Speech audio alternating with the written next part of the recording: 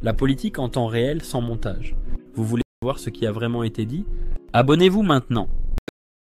Bonjour. Bienvenue dans les 4V. D'abord, l'Assemblée nationale qui s'apprête à examiner à partir d'aujourd'hui ce texte sur la fin de vie dans l'hémicycle. Il y a une interview dans Le Parisien ce matin de la ministre de la Santé, Catherine Vautrin, qui précise que ce texte, cette aide à mourir, sera strictement encadré par le gouvernement et donc par le texte que s'apprêtent à examiner les députés. Comment vous abordez ce débat ? Oui, c'est bien d'ailleurs l'un des enjeux fondamentaux. Nous, au Rassemblement national, nous abordons ce débat avec gravité et liberté.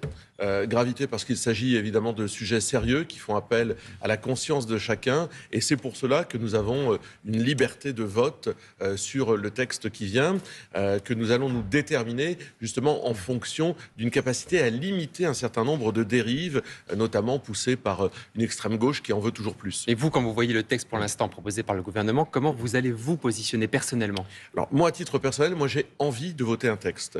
Je souhaite voter un texte facilitant, en tous les cas, la fin de la vie dans un contexte choisi, mais je ne voterai pas n'importe quel texte. Je ne voterai pas un texte dans lequel les mineurs pourraient avoir recours à l'euthanasie. Ça n'est pas le cas pour l'instant dans le texte proposé. Non, ce n'est pas le cas, mais il y a la gauche qui pousse à cela. Je ne voterai pas un texte qui comporterait un délit d'entrave. Je pense que ce n'est pas une bonne approche du texte, donc je ne voterai pas n'importe quel texte, même si je considère que, et c'est ma liberté de parlementaire de le considérer, et cette liberté, je suis content de l'avoir au Rassemblement national, je considère que nous avons besoin probablement d'un texte. Au Rassemblement national, ça penche plutôt de quel côté parmi les députés ? Je crois qu'il y a une majorité de députés qui ne souhaitent pas voter ce texte, qui considèrent qu'il est susceptible de dérives trop importantes. Et j'entends aussi la voix de mes collègues qui ont des réserves. Elles peuvent être d'ordre personnel, liées à un vécu, liées à une approche personnelle. Mais c'est vrai que les dérives qu'on ne voit pas toujours dans un texte de société immédiatement en ouvrant les débats et qu'on voit les années suivantes, elles sont quand même, elles existent de façon importante. Pour finir sur ce thème, il n'y aura pas de consigne de vote au RN, aucune. Non, parce que nous sommes respectueux des sensibilités de chacun sur les sujets de société et Marine Le Pen laisse à ses députés cette liberté. Autre parti sous le feu des projecteurs cette semaine, ce sont les Républicains qui vont élire dimanche prochain leur nouveau président. Les positions des deux candidats se sont durcies ces derniers jours, notamment sur les questions d'immigration, de sécurité. Comment vous regardez ce débat à droite ? Vous trouvez ça intéressant ? Écoutez, je connais bien les Républicains, je viens de cette famille politique et je les regarde toujours de la même façon. Je sais qu'ils parlent fort, je sais qu'ils sont même capables de copier le discours et le programme du Rassemblement national dans toutes les périodes où ils sont en campagne, justement, en campagne interne. Et dès qu'ils ont les leviers en main, ils font l'inverse. Ils les ont pas eu depuis longtemps, les leviers en main. Ils y sont au gouvernement. Bruno Retailleau, il est dans le gouvernement Macron.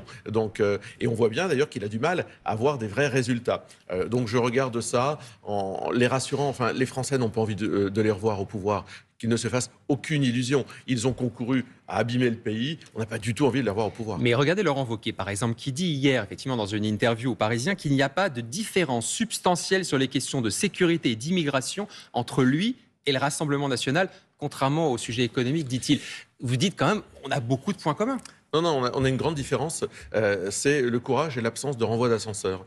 Laurent Wauquiez, c'est une vie entière à renvoyer des ascenseurs, une vie entière d'inaction politique lorsqu'il a été au pouvoir. C'est d'ailleurs pour ça que ses électeurs se sont sauvés. Donc s'il y a une différence fondamentale, c'est l'approche que nous avons de ces sujets-là et le fait que nous soyons jugés sur ce que nous disons depuis longtemps, notre capacité d'analyse, nos solutions, alors qu'eux sont jugés sur ce qu'on a vu d'eux. Il a peut-être changé aussi, Laurent Wauquiez, il a peut-être durci son discours, changé son discours. Pour vous plaire aussi, pour plaire à votre électorat ? Ah, mais il est capable effectivement de s'adapter, il est capable de prendre des tas d'habits différents. Mais donc vous mettez aucun crédit à cette parole ? Je l'ai vu européiste, je l'ai vu centriste, je le vois aujourd'hui plus à droite. Oui, il peut. C'est pas la sincérité qui le caractérise. Pour gagner, vous vous dites pas, quand vous l'entendez par exemple dire « Moi je suis pour un rassemblement de Gérald Darmanin à Sarah Knafo, la vice-présidente du parti Reconquête d'Éric Zemmour ». Vous vous dites pas « Bon, il y a peut-être une union à faire avec cette droite-là ». Mais dans ces cas-là, il ne faut pas faire voter pour les candidats d'extrême gauche ou profiter du retrait des candidats d'extrême gauche lorsqu'ils sont aux élections. Dans ces cas-là, moi je le vois à la région des Hauts-de-France, c'est une alliance permanente entre la gauche et Xavier Bertrand. Donc les discours des Républicains sont marqués par le sceau de l'insincérité. Moi j'entends ce qu'ils disent, parfois je peux retrouver des propositions qui peuvent m'intéresser, mais je ne leur fais évidemment aucune confiance et de toute façon cette insincérité, elle est le fruit de leur histoire, c'est-à-dire aujourd'hui leur élection de président de parti. parti qui les obsède. Dernière question sur Bruno Retailleau. Vous voyez quand il dit par exemple que la politique pénale doit, je cite, assumer la sanction, qui milite notamment pour des courtes peines de prison, y compris pour les petits délits et pour certains mineurs, vous ne vous dites pas... Il nous a entendus, il écoute nos propositions, celles du Rassemblement national. Probablement qu'il a entendu à travers les électeurs la voix du Rassemblement national, mais je dis, on veut des résultats maintenant. Enfin, ça fait 8 mois que M. Retailleau est aux responsabilités, ça fait 8 ans que les équipes macronistes, M. Darmanin, il a été ministre de l'Intérieur, ministre de la Justice, ça fait 8 ans qu'ils nous font des constats, ça fait 8 ans que ça patauge, donc vous ne leur donnez que ça aucun patine. Crédit. Non, je les crois absolument incapables, parce qu'absolument pas déterminés à faire changer les choses. Un mot sur l'Ukraine. Cet espoir de paix avec Volodymyr Zelensky qui pourrait rencontrer Vladimir Poutine jeudi en Turquie, il se dit prêt en tout cas à l'attendre, date proposée par le dirigeant russe pour ces négociations. Marine Le Pen, elle était en Italie ce week-end, elle ne semble pas croire en tout cas à la bonne volonté des dirigeants européens qui étaient à Kiev ce week-end. Elle dit, Marine Le Pen, je ne sais pas si Emmanuel Macron veut véritablement la paix, j'ai l'impression, dit-elle, qu'il prépare plutôt la guerre. Vous avez vraiment l'impression qu'Emmanuel Macron prépare la guerre ? En tous les cas, le camp de la guerre, il est à l'Élysée. Emmanuel Macron est obsédé par l'idée d'envoyer des troupes. Il le répète matin, midi et soir. En cela, il ne rend pas service. Il ne rend pas service à la paix. Pour maintenir la paix. Il a longtemps expliqué qu'il faudrait masser des gens aux frontières, etc., des militaires français. Pour faire respecter le traité, un possible cessez-le-feu. Pas toujours. Il voulait aller au-delà. Rappelez-vous de ses discours, de ses atermoiements. Emmanuel Macron, en tous les cas, ne prend pas les initiatives de paix qu'on était en droit d'attendre de lui. La France aurait dû parler, mobiliser différents pays qui peuvent aider à rassembler autour de la table, parce qu'à la fin, c'est bien ça, c'est mettre autour d'une table des gens qui aujourd'hui se font la guerre, c'est-à-dire l'Ukraine et la Russie. Oui, mais l'Union européenne et Emmanuel Macron auront été des spectateurs. Là, ils ont été à Kiev demander un cessez-le-feu, réclamer ce cessez-le-feu. Mais enfin, on est à la fin de cette démarche-là. On aurait attendu une mobilisation il y a bien longtemps. Chaque jour qui passe fait des victimes. Emmanuel Macron, vous voyez, c'est l'hubris. C'est l'idée d'essayer de ramener les choses à lui-même, alors qu'en réalité, il regarde passer les trains. Sébastien Chenu, on revient à la politique en France, cette étude IFOP fiduciale dans le Figaro et Sud Radio. Sur les souhaits et les pronostics des candidats pour l'élection présidentielle de 2027, et on voit que le souhait de candidature de Marine Le Pen est en baisse au profit de celle de Jordan Bardella. Alors oui, ils sont très hauts tous les deux, 43% pour Jordan Bardella, 42% pour Marine Le Pen. Mais malgré tout, on a l'impression que les choses sont en train de s'inverser. C'est Jordan Bardella qui est vu davantage, souhaité peut-être davantage comme candidat. Enfin, 43-42, on peut considérer qu'on est dans la marge d'erreur. Et on peut se féliciter d'avoir au Rassemblement national une candidate qui se prépare pour l'élection présidentielle depuis très longtemps, dont le destin n'est pas complètement aujourd'hui, évidemment, entre ses mains. Elle pourrait subir une décision d'ordre politique, une décision judiciaire qui soit, oui, mais qui ait une coloration politique et des conséquences politiques. Et donc, pour porter nos idées, nous savons qu'il faudra évidemment un candidat. Ce sera le président de notre parti, si tel était le cas.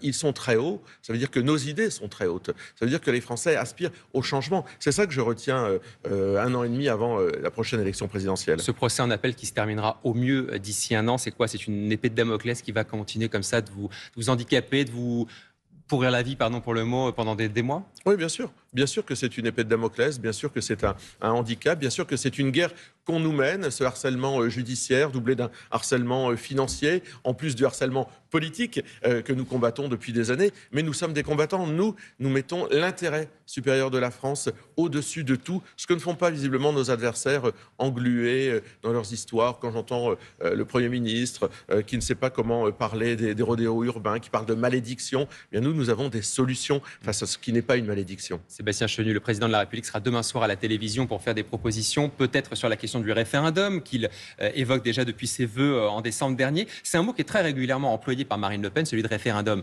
Là aussi, vous aviez peut-être un changement de discours ? Non, mais nous, on n'est jamais contre donner la parole aux Français. Mais on préférerait que ce soit sur des sujets sérieux qui permettent de changer la donne. Moi, j'étais dans ma circonscription ce week-end, comme toutes les semaines, à Douchy-les-Mines, et les gens me disent, me parlent pas beaucoup de référendum d'abord, mais ce qui les intéresserait, ce serait un référendum sur l'immigration ou éventuellement sur la réforme des retraites.